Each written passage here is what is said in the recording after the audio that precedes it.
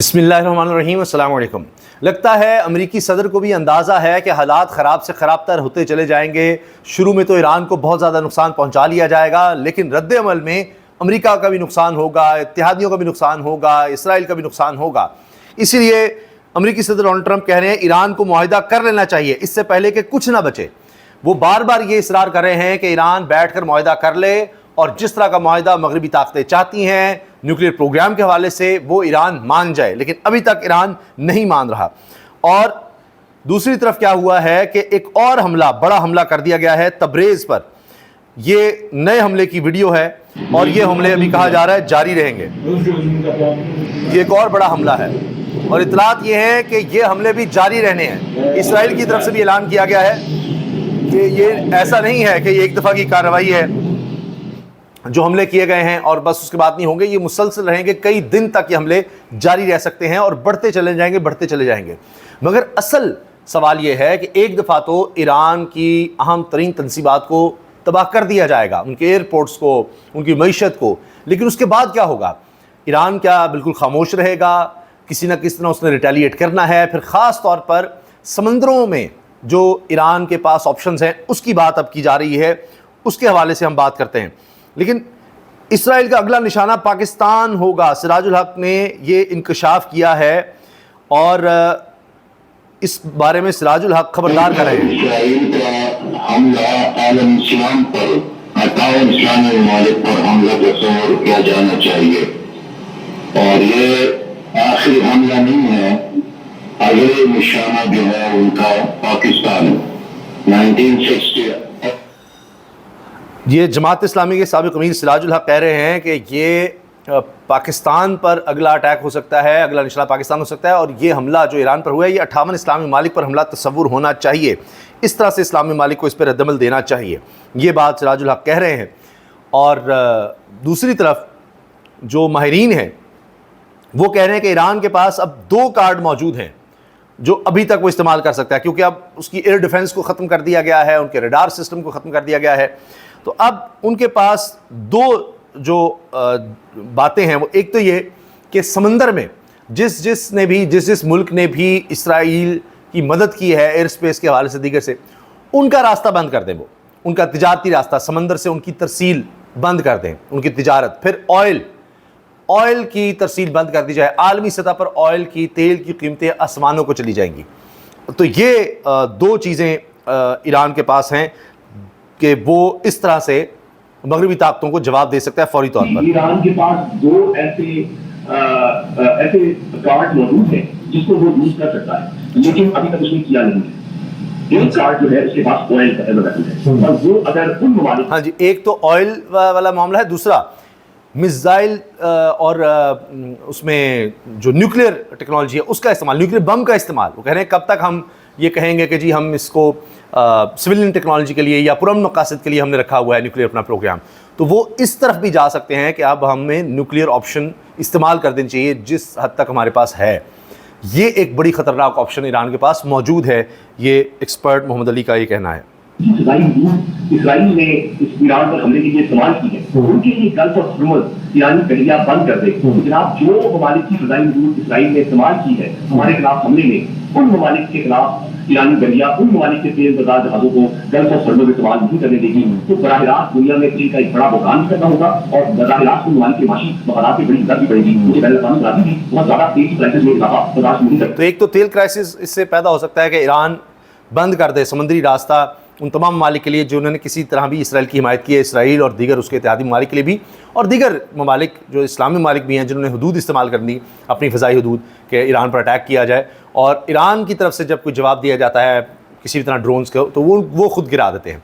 तो उन ममालिक के लिए जब ये किया जाएगा, तेल की तरसील बंद की जाएगी ईरान की तरफ से, तो इससे फिर पूरी दुनिया में तेल का बहरान आएगा और इंटरनेशनल प्रेशर आएगा मगरबी ताकतों पर। क्योंकि अपनी ऐसे प्रोग्राम को तब तक हम रखना है उसके बारे में नजर खाली कर सकते हैं। और उनके पास नॉर्थ कोरिया की एग्जाम्पल मौजूद है कि ईरान की नॉर्थ कोरिया की तरह नॉन प्रोलिफरेशन ट्रीटी का मेंबर है, जिनको उसने तकड़ किए हैं कि हम ऐसे क्या नहीं करेंगे। लेकिन इस नॉन प्रोलिफरेशन ट्रीटी में एक शर्त मौजूद है कि अगर इस मुल्क की कौमी सलामती को बहुत ज़्यादा, दूसरा वो नॉर्थ कोरिया वाली ऑप्शन इस्तेमाल कर सकता है कि उसके पास न्यूक्लियर हथियार जिस हद तक हैं वो अब कहे कि पीसफुल पर्पसेस वाला हमने जो कहा था या वो नहीं, क्योंकि हमारे ऊपर इस तरह का अटैक हो गया है कि हमें अब ये ऑप्शन भी देखना पड़ेगी कि न्यूक्लियर असलहे का इस्तेमाल हम कर सकते हैं। तो ये एक बहुत बड़ी डेवलपमेंट हो सकती है। एक्सपर्ट्स इस बारे में आगाह करें, वार्न कर रहे हैं।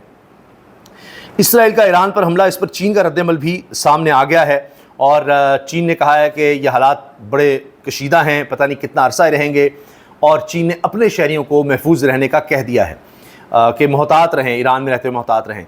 जिस तरह आप CPEC का सुनते हैं, one belt one road initiative चीन का मगरबी ताकतों को वो भी नहीं पसंद, इसी तरह ईरान में बहुत बड़ी सैकड़ों अरब डॉलर की इन्वेस्टमेंट के मुआहदे हैं अगले 25 साल के लिए ईरान में, चीन मुख्तलिफ तरह से ईरान में इंफ्रास्ट्रक्चर डेवलपमेंट के लिहाज से, दीगर मादनियात हों, इसके अलावा तवानाई हो, इसके शोबों में बहुत बड़े मुआहदे उसने किए, सैकड़ों अरब डॉलर के चीन ने ईरान के साथ। तो ईरान में चीन के भी स्टेक्स हैं, रशिया के भी हैं, दीगर ममालिक के भी हैं। तो चीन अभी इस पर जो रद्दमल दे रहा है वो एग्रेसिव नहीं है, और चीन का हमेशा ये रहा है कि वो किसी भी जंग में शामिल नहीं होता, अगरचे इसराइल के खिलाफ स्टेटमेंट्स रूस की भी हैं, चीन की भी हैं। तो अब चीन ने अपने लोगों को मोहतात होने का कहा है और साथ कहा है कि ये मामला लंबा चल सकता है, ये 1-2 दिन की बीमारी नहीं, ये ज़्यादा अरसा चल सकती है, तो अपने आप को महफूज बनाएं। ख़ास तौर पर सऊदी अरब ने कहा है कि ये खुली जारियत है इसराइल की तरफ से, और इस पर कौमी सलामती का, अक़वाम मुत्तहिदा का इजलास बुलाना चाहिए और इस चीज़ को रुकवाना चाहिए, ये सऊदी अरब ने कहा है। और इस पर लोग हैरान हैं कि ये नहीं ख्याल था कि सऊदी अरब इतना इस तरह का रद्दमल ईरान के हक़ में देगा। इसके अलावा ईरानी मीडिया रिपोर्ट्स बता रही हैं कि जी इसराइल के इलाके तब्रेज़ में जो नॉर्थ वेस्टर्न ईरान है वहाँ पर ताज़ा हमले शुरू हो चुके हैं। और अच्छा, इसके साथ ये कहा जा रहा है कि जो मुल्क ईरानी ड्रोन्स को निशाना बना रहे हैं, जो ईरान ड्रोन्स भेज रहा है इसराइल के ख़िलाफ़, तो उसमें उर्दन, शाम और इराक़ की हदूद में मगरबी फ़िज़ाइया मौजूद है जो ईरानी ड्रोन को निशाना बना रही है। तो इनकी मगरबी फ़िज़ाइया वहाँ पर है, यानी इत्तेहादी ममालिक जो इसराइल का साथ दे रहे हैं वो उन ड्रोन्स को नाकाम बना रहे हैं। फैसल वड़ाइच साहब मशहूर मारूफ जो तज्ज़ियाकार हैं और हिस्ट्री और इस तरह वॉर्स पर बहुत ज़बरदस्त काम करते हैं। उनका प्लेटफॉर्म देखो सुनो जानो पाकिस्तान का सबसे ज़्यादा देखा जाने वाला प्लेटफॉर्म है इस हवाले से। तो वो लिखते हैं Iran is full of spies, I think it is heavily compromised in almost every department, I don't know any other country in the world that is so vulnerable from within yet still ready to fight a war against the big beautiful enemy. वो कह रहे हैं कि Iran के अंदर intelligence का network उनके दुश्मनों का इतना स्ट्रॉन्ग है, इतना अंदर तक जा चुका है कि कोई सोच भी नहीं सकता था। तो ईरान इतना कमज़ोर है इंटेलिजेंस के लिहाज से कि हैरान कौन है कि वो किस तरह मगरबी ताकतों का इस तरह मुकाबला कर पाएगा। फिर ये जी वीडियो मौजूद है कि किस तरह जो ही ये ईरान पर जंग मुसल्लत की गई है, तो उसके बाद आप देखिए ये ईरान का इलाका, उसमें आपको नज़र आएगा कि वहाँ पर जहाज़ों की मूवमेंट एकदम ख़त्म हो जाएगी। जैसे ही अटैक्स शुरू हैं, ये देखिए कम होते होते थे आपको इलाका बिल्कुल मिल जाएगा, बाकी इलाकों से आप ये जो फ़ज़ाई सफ़र है वो हो रहा है, जो मुसाफिर हैं वो देखा ये बिल्कुल इलाका खाली हो गया। अच्छा, ये जी अब बदले की बात हो रही है। ईरान की मस्जिद जुमकरान पर सुर्ख परचम लहरा दिया गया है, जो इस चीज़ की अलामत है कि हमने बदला लेना है, और ये कम ही मौक़ों पर ऐसा किया गया है। इसके साथ इसराइल की नाकाबंदी तोड़ने के लिए गज़ा जाने वाला मगरब मज़ाहमती काफ़िला लिबिया पहुँच गया है। तो इससे पहले समंदर के रास्ते में इस तरह से काफ़िला गया, इसराइल ने उसको रोक दिया। अब ये और काफ़िला ज़मीनी रास्ते से जा रहा है कि फ़लस्तीनियों की मदद की जा सके, वो वहाँ पर परेशान हैं। ये देखिए जो लोग वहाँ पर जा रहे हैं, ये इंटरनेशनल कम्युनिटी का हिस्सा, वो इस बारे में बात कर रहे हैं। इसराइली हमले के बाद ईरान, इराक़, शाम, उर्दन की फ़िज़ाई हदूद भी बंद हो गई हैं।